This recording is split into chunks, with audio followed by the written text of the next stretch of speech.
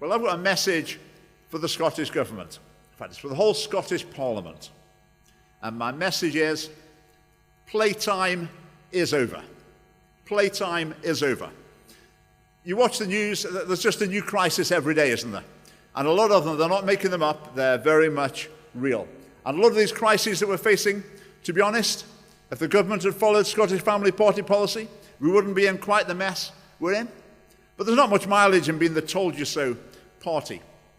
But I can't resist it a little bit. I mean, the cost of lockdowns, what are we thinking about that now? We were always pulling in the other direction. Irresponsible borrowing, well, we've always pulled in the other direction.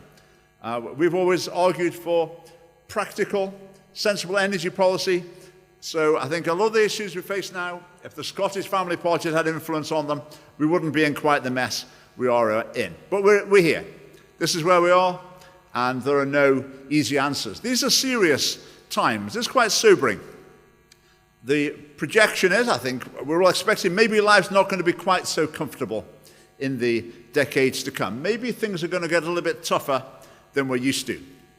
So my message to the Parliament, playtime is over. The bell is ringing, playtime is over.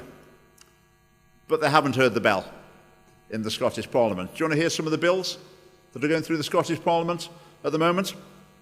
The Welfare of Dogs Bill, put forward by the SNP, and it's a law to improve the health and well-being of dogs throughout their lives. Okay? Now, that's an animal law. There's another law, by the way, against intentionally or recklessly killing or destroying the egg of any wild bird. So the eggs of wild birds are protected more than human life in the womb. But anyway, now the Conservatives, not to be outdone on the dog front, the Conservatives have introduced the Dog Abduction Bill. They want a new law about dog abduction. Is it currently legal to steal someone's dog? Well, of course it isn't. It's already illegal. But they obviously want to have a dog law to compete with the SNP. But the Conservatives' new law about dog abduction would take account of the feelings of dogs. This is what's going on in the Scottish Parliament. The Conservatives want a disability commissioner. Now, there are lots of organisations looking to help disabled people. There are government departments, council. There's a huge amount of energy going into this already, and best of luck to them. It's a really important area. But it's the best they can come up with to start a new office, a new set of staff, a new budget. The NHS budget in Scotland has been cut by £400 million at the moment, cut by £400 million. And all they can come up with is creating a new office, a new organisation, more money to spend. We've got a right to recovery, right to addiction recovery bill. So we'll be able to say to a heroin addict on the street, you've got a right to recover from your addiction. What does that even mean? How does that really help? Now, if we're going to tackle drugs, we need a culture change, we need education, we need moral education, we need enforcement. Yes, we need rehabilitation as well. The Scottish Government thinks the main issue is to tackle stigma. They think the problem is that illegal drug use is stigmatised. If we could just tackle that, then the problem will be solved. What else is going through the Scottish Parliament? A right to food bill. Right to food. What on earth does that mean? What on earth does that mean? We've got a benefit system that supplies people in need. What do you add to it by declaring a right to food? I mean, this is just playtime stuff. Now, how about this one? Witchcraft Convictions Pardons Bill. So this is the serious business of the Scottish Parliament. I'm talking right here, brought by the SNP. A proposal for a bill to pardon all those convicted under the Witchcraft Act between 1563 and 1735. Now, if you know much about the justice system in 1563, it was pretty hit and miss, let's say. There were some pretty strange things going on. Now, in 1563, they didn't just say, all right, we're going to burn witches now. They added witches to the list of heretics that you were allowed to burn. But the Scottish Government wants to go back and have pardons for these witches. I mean, why ever are they doing this? Well, partly the witches were mainly female, so it's seen as a bit of a feminist cause, maybe. There's quite a few people floating around in the SNP, with occultic interests as well. Maybe it will appeal to them. Let's go away from the Parliament. Let's go to a council, Glasgow City Council. What are they up to? They've declared that Glasgow is a feminist city in terms of town planning, city planning from now on. So they're going to arrange their streets and their roads and their buildings to take account for the needs of gender-fluid people. Gender-fluid people. I mean, in Glasgow, they've already paid a bit of a price for this sort of ideology, because the equal pay claim that Glasgow's had to pay out was £770 million. A half of Glasgow City Council's annual budget has been given away through an equal pay claim. You got that? A half of the budget. Everyone in Glasgow, they paid their council tax. A half of that money has gone on an equal pay claim. What did this equal pay claim come from? Well, there's some ladies in Glasgow that went to the council and they wanted a job. They looked at the different jobs available. There would be jobs like gravedigger, and there'd be jobs like school cleaner. And the ladies in general said, you know, gravedigger, out in the cold, getting wet, getting dirty, maybe not, I'll go for the school cleaner, I think. So the ladies chose the jobs that they wanted to do. And then 30 or 40 years later, they're suing the government, suing the council, saying they've been discriminated against because they've been paid less than the people who did the jobs that they didn't apply for. I mean, you couldn't make it up, could you? This is so bizarre. And that's cost Glasgow City Council 1/2 of its annual budget. And this is cheered on by every political party.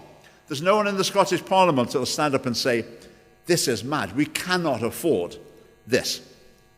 So do you see why I need my message?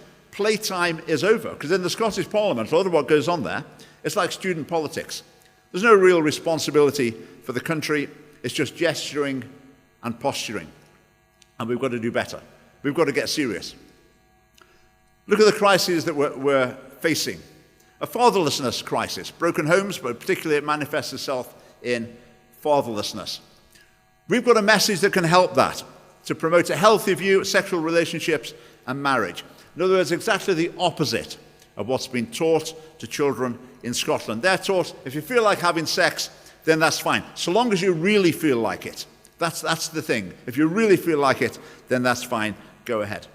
And they think if young people, if they don't get pregnant or they don't get a sexually transmitted disease, that's success. We've achieved our goal. How wrong can they be?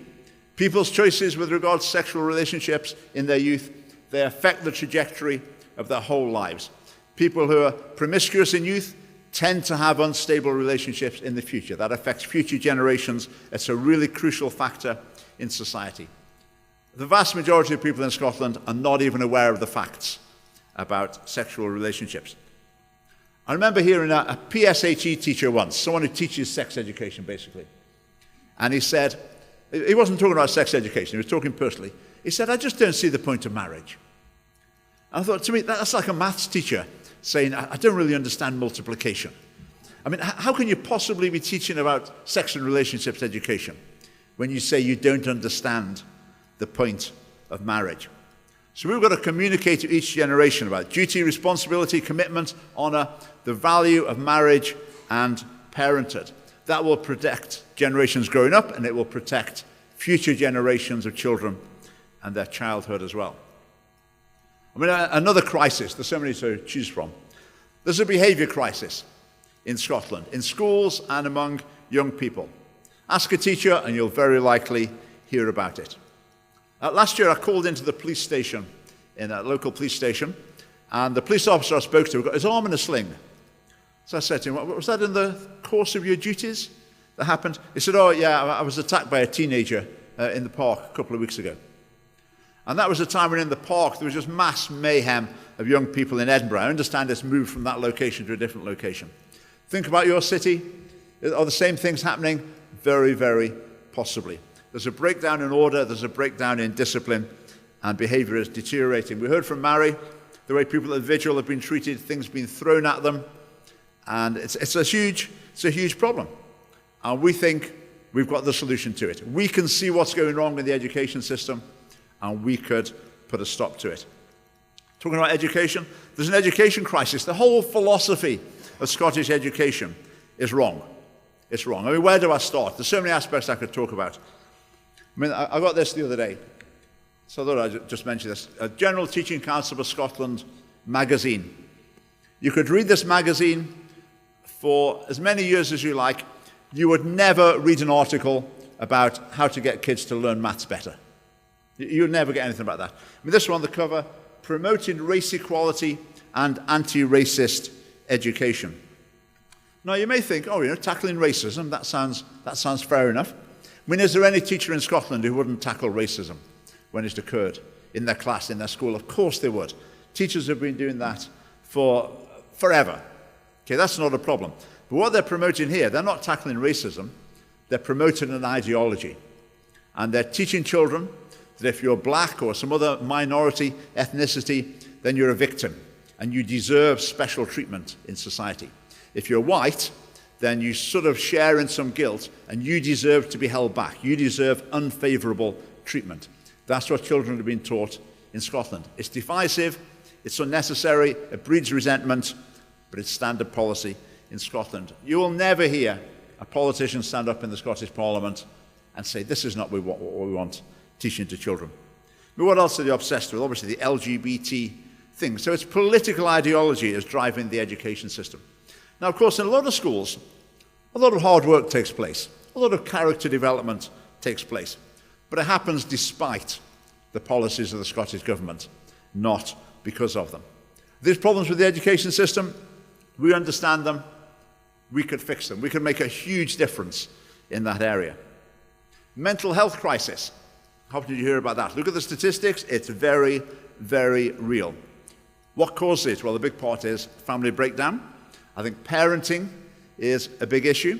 The culture in Scotland is to encourage parents, mums in particular, to be away from their children as soon as possible, as young as possible, for as long as possible. I think there's a serious question mark about what effect that has on children as they grow up. Everyone agrees children need boundaries and structure. But then in the next sentence, the same people will be saying, but you can't tell children what to do. You can't impose your will on them. You have to negotiate everything. The mental health crisis, throw in the gender confusion, being thrown to children as well, and we can see where the problem comes from. Little interesting experiment for you. Ask any young person at school, ask them about their year group or their class. Ask them about the sort of issues that are there. You might be quite amazed at the responses. Another crisis, we've got a demographic crisis. The total fertility rate in Scotland, I learnt it so I could use it in speeches about a year ago. 1.37 it was, but I've had to update because it's fallen again. We're down to 1.29 now. China, at the height of the one-child policy, they managed to hammer their total fertility rate down to 1.56, but in Scotland, it's down to 1.29. So in the longer term, that is just financial disaster for our nation, absolute disaster, because the way the nation's run, the way the finances are run, it's basically a giant Ponzi scheme. So instead of paying money in that's then invested, ready to pay your pension and your health care when you're older, that would be the sensible thing to do, wouldn't it? They don't run it like that. They take the money that you pay in and then spend it straight away on the current generation. So if the population is declining, if there are less and younger generations, less working people, the whole thing collapses. There's no easy answer to it, but that's the mess we're heading into. But the Scottish Government's got a solution to this. They produced a document about the problem of population decline. One of their ideas, provide fertility treatments to single women. Provide fertility treatment to single women. Two problems with that. I mean, one, it's going to make virtually no difference. But the main problem is, in other words, deliberately produce fatherless children.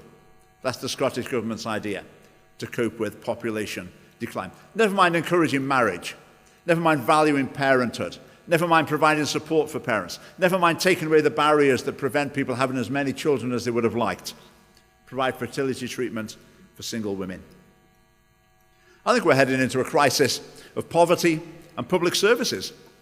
Is it not inevitable over the coming years there are going to be more people that are finding it difficult to cope financially? And public services are going to be finding it harder to function and provide what people need. It's going to happen. So wouldn't it be great? Wouldn't it be a good thing to encourage the population to form into independent, self-sufficient units so they can sustain themselves without the state's support? They're normally called families. It just seems so obvious to us, doesn't it? It seems so obvious. You encourage stable family life, then you beat back poverty. You enable people to meet their own needs. But the culture is instead, no, we don't need to worry about that. People can make whatever decisions they like. They can live how they like. We'll pick up the pieces. We'll provide for people. Similarly with the services, the culture has been, if there's a problem, don't worry, we've got some money to spend on it. We can sort that out. I think those days are coming to an end. The time is going to come where real charities, if you like, genuine grassroots community work is going to be absolutely crucial in helping people in Scotland. So the government should be honouring and encouraging that rather than hounding it, because sometimes it doesn't quite share their values. So playtime's over. We've got to tackle serious problems, and even though the problems at the moment are critical, we can't neglect the longer term, because the longer term is another way of saying children. So we've got to try and do the best for children now as well in order to produce the best future for them and for society. Now in the Scottish Parliament, okay, they're focusing on a lot of nonsense, but they've also got some bills that are actively going to make things worse in Scotland. I mean, one that you'll be aware of is the Assisted Dying for Terminally Ill Adults Bill. Assisted dying. I mean, would I say that's a lie when they mean assisted suicide? I probably would. It's deliberately deceptive. If you give someone poison to kill themselves, that's not assisted dying. That is assisted killing. That's assisted suicide. This has been brought forward by the Lib Dem MSP in the Orkney Islands. Is that what people are really voting for in Orkney, do you think? I fear that maybe they think, oh, the Lib Dems, they're sort of middle of the road, aren't they? Is it a really nice, mild-mannered fella, the MSP, so yeah, we'll vote Lib Dems. Do they realize, Lib Dems, the party of death, as I call them. I'm hoping to go to Orkney soon. If anyone's watching from Orkney, we've got a few members up there, and I'm hoping to go up to have a meeting before too long. But I suspect a lot of people in Orkney are not, when they're putting their tick in the box for the Lib Dems, they're not thinking, yeah, doctors poisoning their patients. That's what I'm voting for here. That's why I'm voting Lib Dem. And we need to wake people up to what they are actually voting for. Now, assisted suicide, what's the problem? There are lots of problems. I could talk about that for a long time, but I'll just choose one of them. And this is the problem of pressure. So let's imagine we've got two families. We've got Mr. and Mrs. A and Mr. and Mrs. B living next door to each other. Mr. A and Mr. B are both diagnosed with the same health condition, and there's the same prognosis. Okay, it's not good at all, but there could be years to go. Mr. A decides, okay, I'll commit suicide. I'll get my doctor to deliver some poison to me and I'll kill myself. And that's what he does. And so Mrs. A then, she hasn't got any caring responsibilities. She can down at the golf club, out shopping, meeting friends for lunch or whatever. Meanwhile, next door, Mr. B decided, no, that's not right. And Mrs. B as well said, no, that's not right. But then they look over and Mr. B starts thinking, oh, maybe I should have done that. Am I really being fair to my wife? I'm making her do all this work. She's caring for me. Mrs. A next door, she's going out and enjoying herself. Should I really have done that as well? Is it really time for me to end my life? Now, put that point to a supporter of assisted suicide and they've always got the same answer.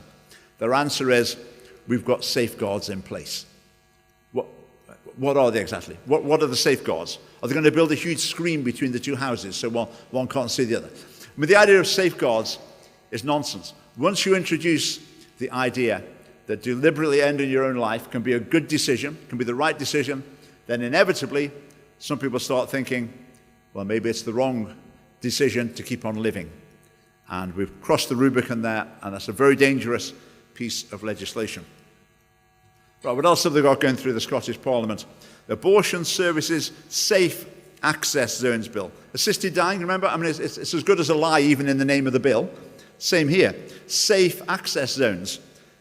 That's basically an untruth even in the name of the bill. Safety. Whose safety needs to be protected here?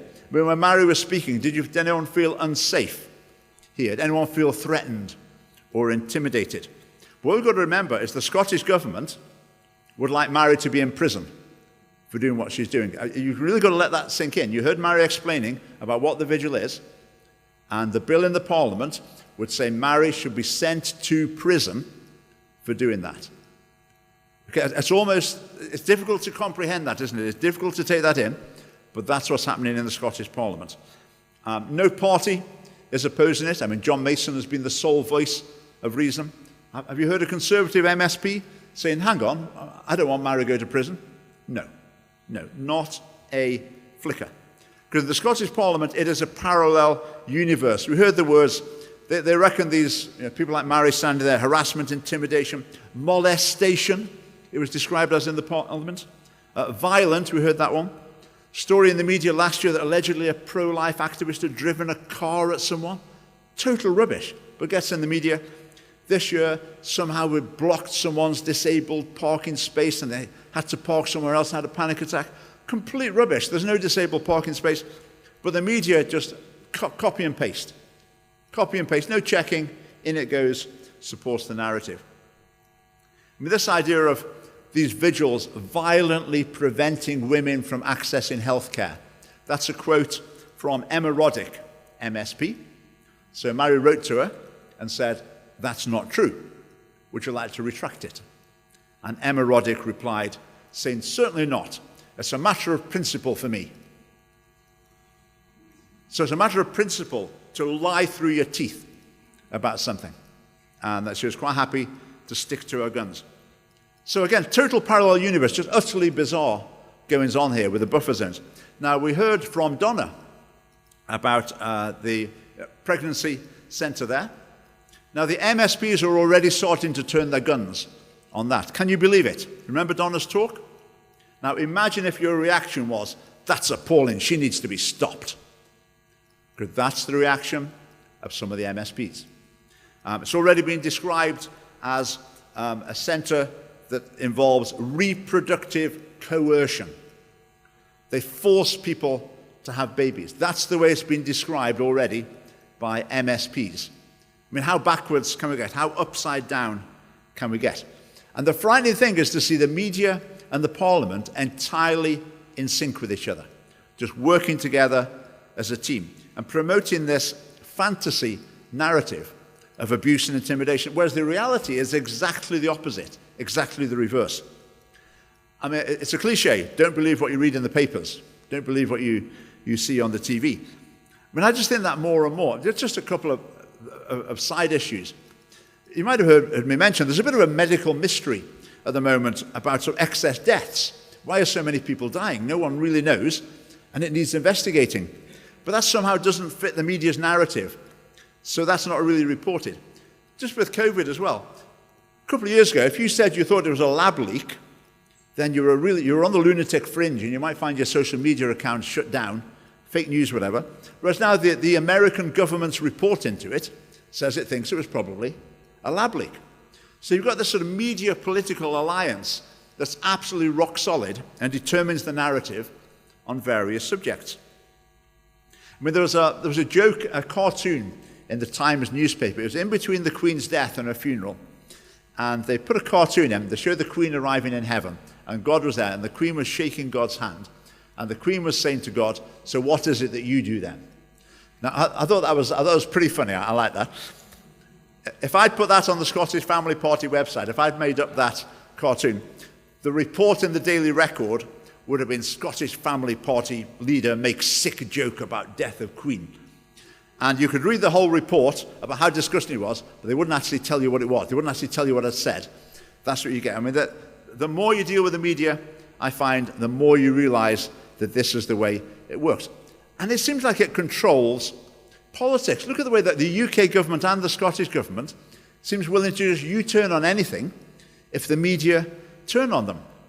The UK government, their campaigners saying, we want a conversion therapy ban. I'm going to talk about that in a minute. We want a conversion therapy ban.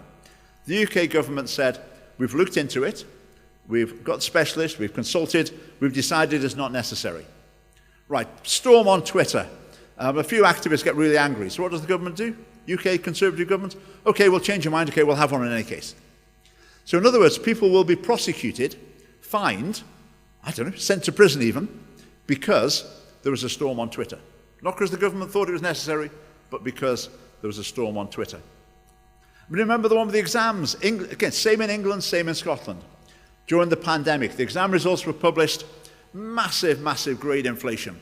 And the UK, in England, and the Scottish government, they both said, we're going to moderate the results. They're ridiculous. We're going to just use a statistical method to make them a bit more realistic. And they said, we're not backing down. A couple of weeks later, there was a bit of protest, a bit of flack in the media. Okay, we'll back down. Rishi Sunak, just recently, I'm not going to COP27. There's more important things to do here. Bit of flack in the media. Next thing you know, he's going. We've got to get out of that cycle, have we not? We need politicians with principle, character, determination. Not politicians who are going to listen to the media. Politicians who are going to speak to the media and tell the media what we think, argue for our case, persuade the public, not just listen and try and go with the flow, but to make a case for something new. Right, other bills in the Scottish Parliament. This is not a bill yet, but it's headed in that direction. The conversion therapy ban, which is the idea that it would make it illegal to counsel, speak with, support, pray with, whatever, someone who, for example, didn't want to go down a transgender route, or someone who didn't want to go down the route of a homosexual relationship. And in the Scottish Parliament, they routinely describe these types of practices as torture. Torture. Now, is this about the third time? I mean, it's almost unbelievable, isn't it, that you could have a group of people that describe, for example, the pastor at the church sitting down with someone who's got a concern about sexuality and wants to talk about and pray about it. That person should be prosecuted. But that is the view that's prevailing in the Scottish Parliament. Not a single MSP is opposing it. So as it's looking at the moment, what would this law mean? It would mean if parents said to a boy, I don't know, 8-year-old, oh, come on, boys don't wear dresses, don't wear that. That's conversion therapy. That would be conversion therapy. If someone was growing up and they said, I think, I fancy people of the same sex, I'd say, if someone to say, well, hang on a minute, just slow down here. I'm not sure that's a good road for you to go down. Let's look at some options here. Let's talk about it.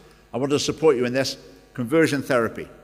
That is a criminal that would say that. I mean, this is going to end up with pastors in prison, imams, parents, all sorts of people.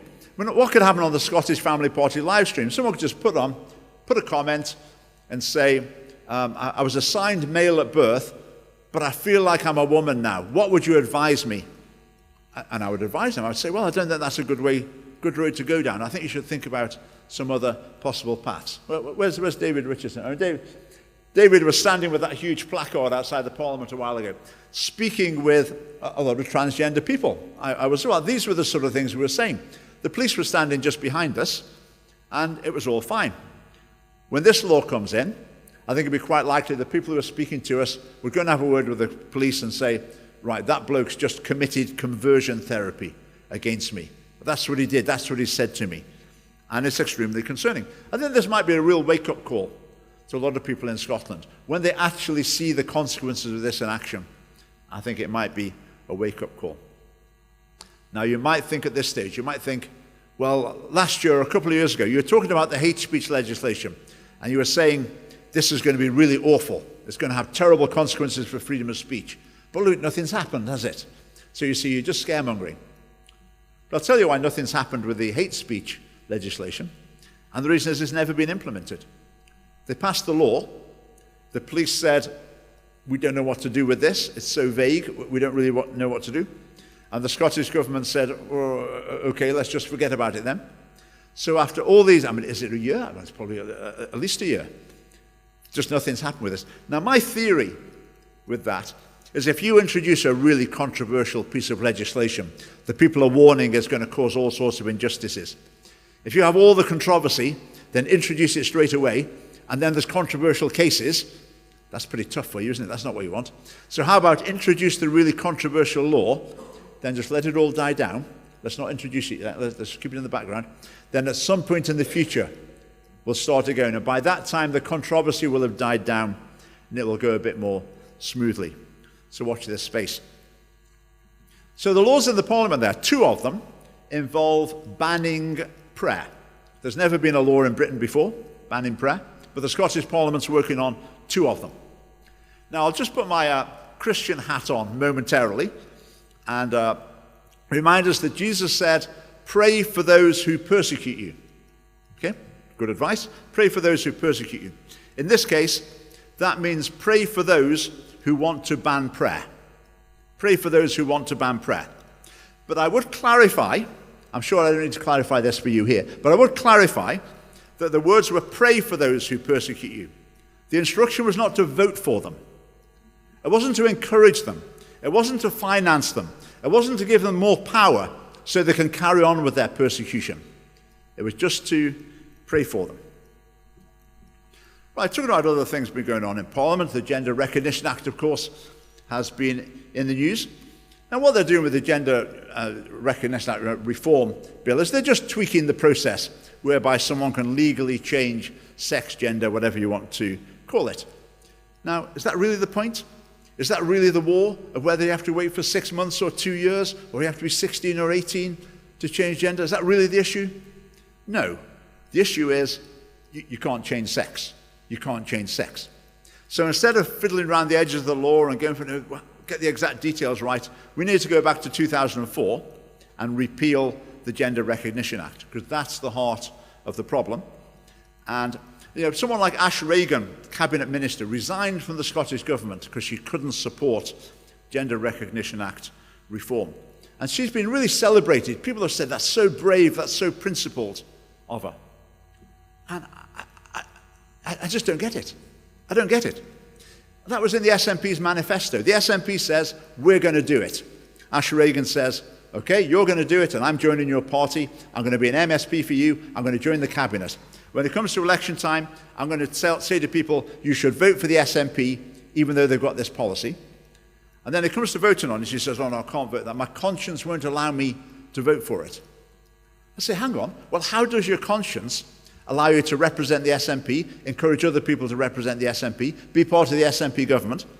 And I'd want to say to her, the time to get these principles in action is not crunch time when you're the cabinet minister. The time to apply your principles is when you're joining a party. Look at what a party stands for, and if you can't cross those red lines, then don't join it. Join a party that does represent what you believe in. There's been a story recently. A Lib Dem candidate down in England, a Christian, he reckons he's been rejected as a candidate because of his Christian values. And he's talking about suing the Lib Dems.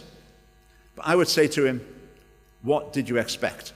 What did you expect? It's the Lib Dems. It's the Lib Dems. Their policies are absolutely the opposite of what you believe.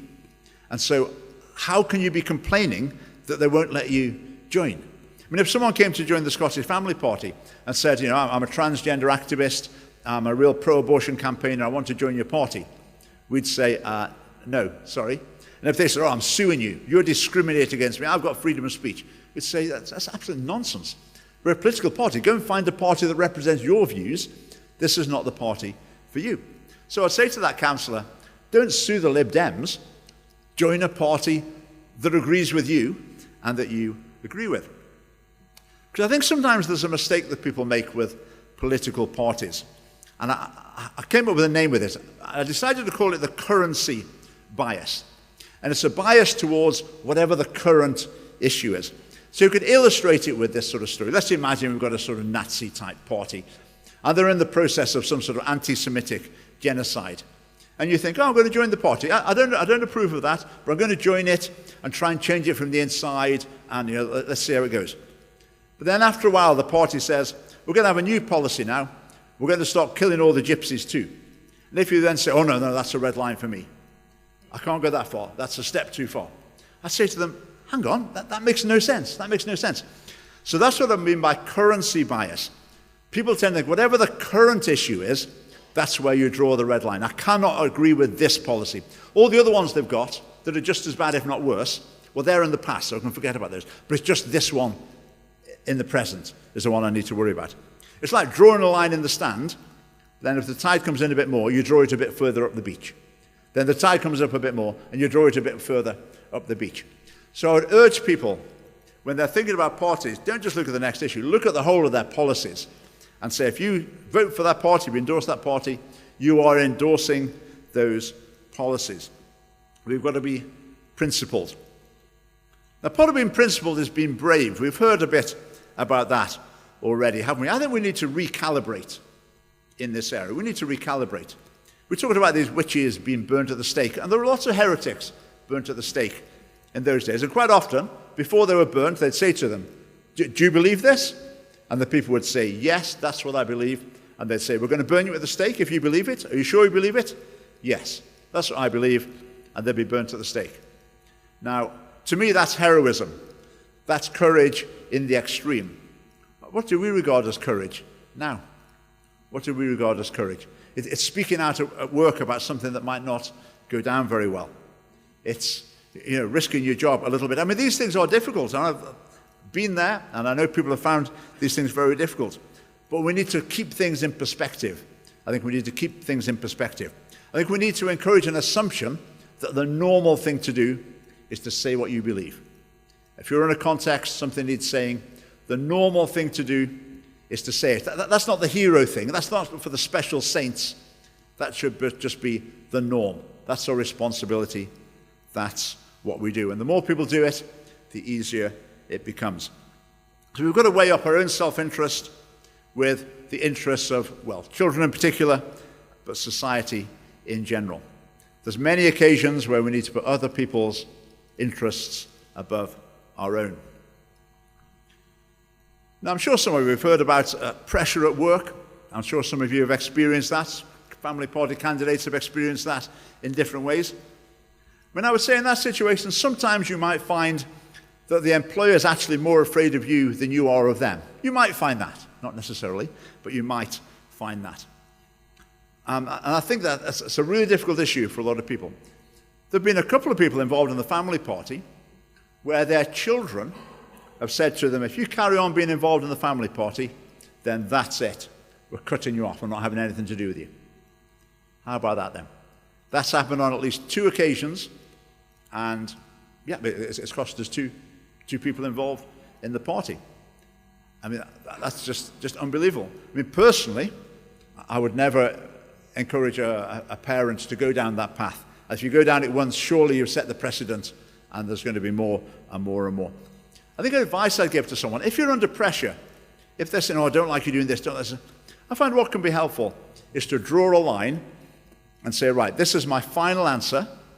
Okay, you want me to stop doing this, this, and this? I'll stop doing these things, but I'm not going to stop doing these things. And that's it. That's the final answer. Game over. So the people think, there's nothing to keep fighting for. There's no point putting the pressure on. I've got a final answer, and that's it.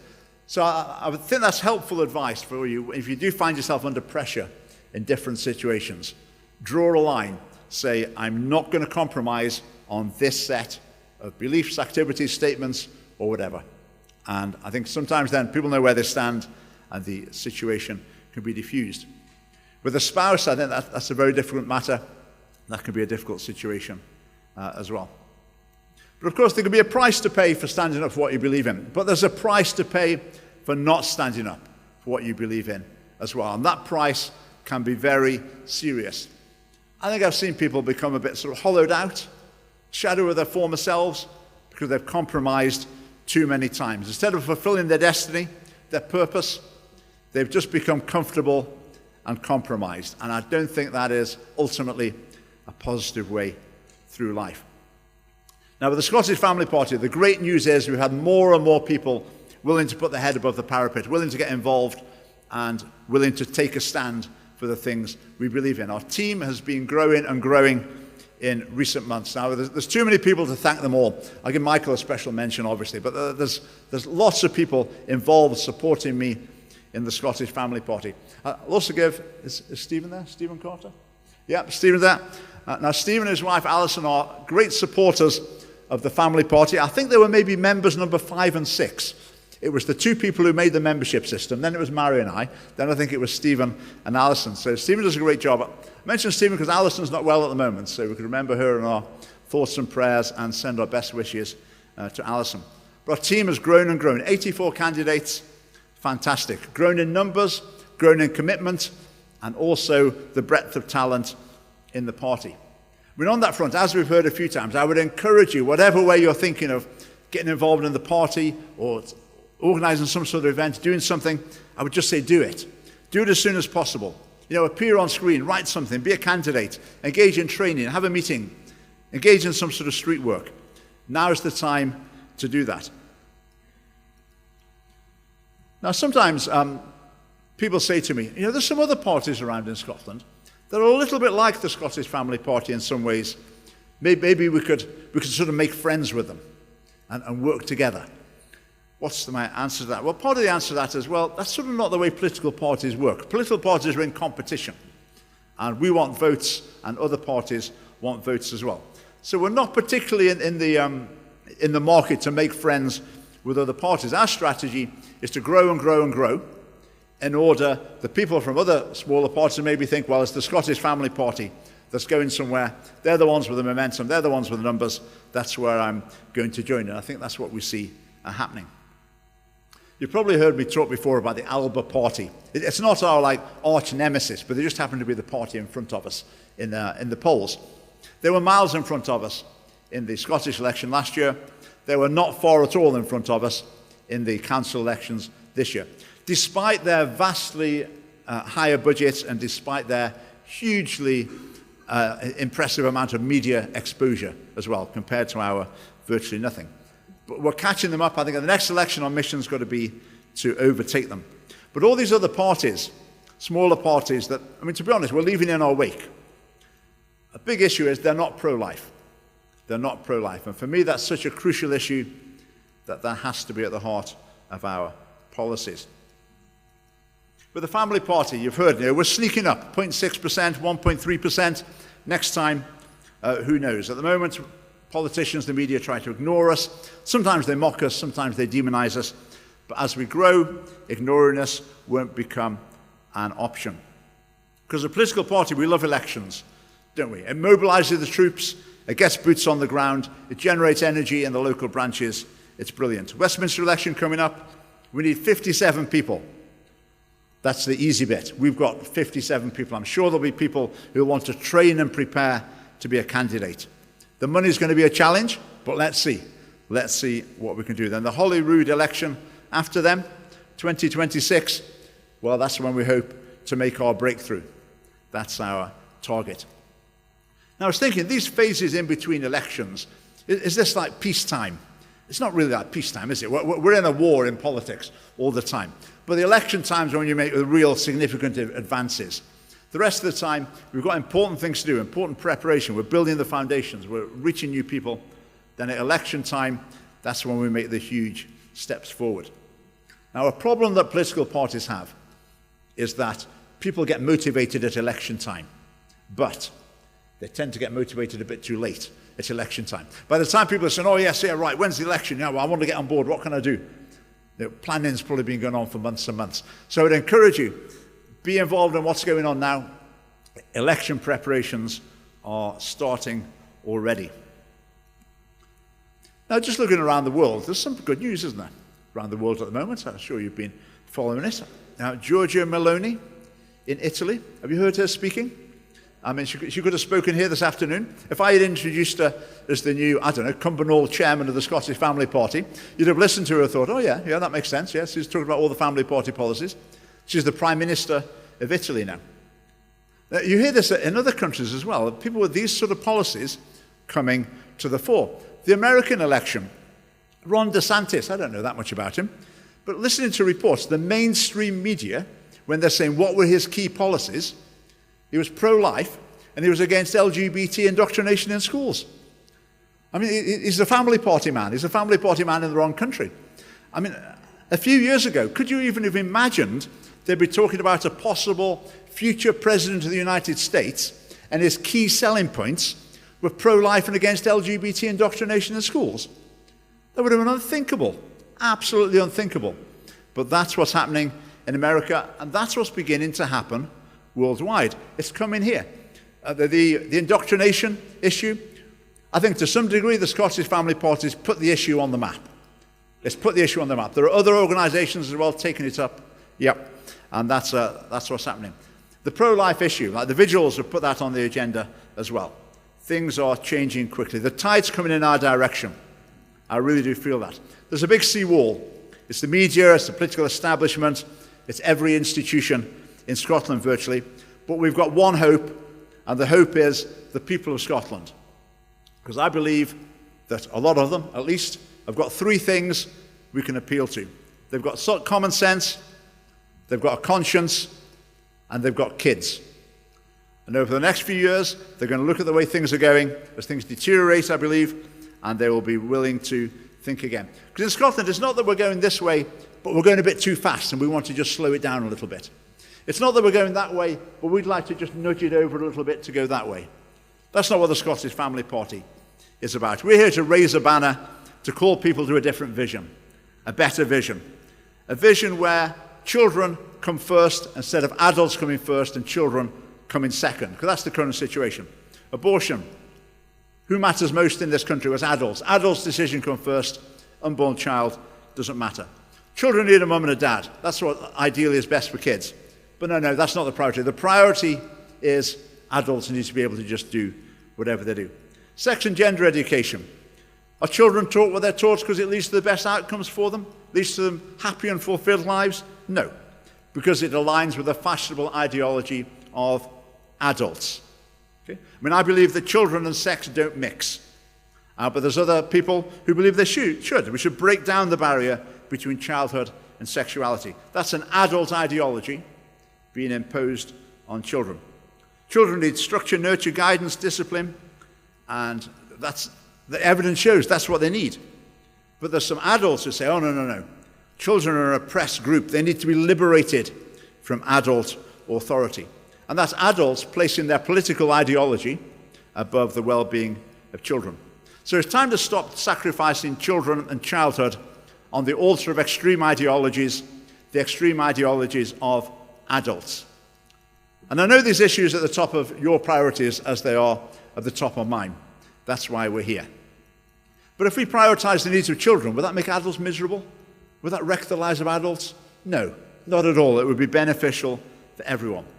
Now, to make these points, we need a degree of freedom. We've heard today the way that freedom is being squeezed in Scotland, crushed even, some might say. There are things to fear in speaking out. Almost everyone in Scotland's got a reason why they think, there might be some risk involved if I speak out. But we've got this degree of freedom. We've got elections, and we're good at elections. We're good at getting candidates, we're good at campaigning, and we're good at getting votes.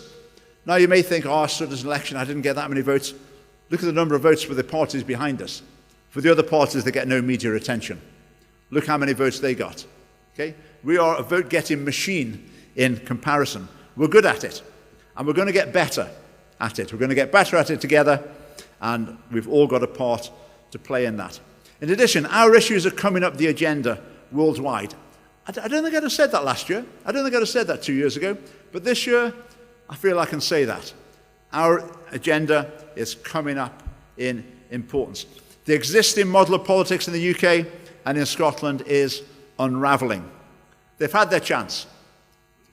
They've had their chance. They've tried to make reality bend to their ideologies, and it hasn't worked.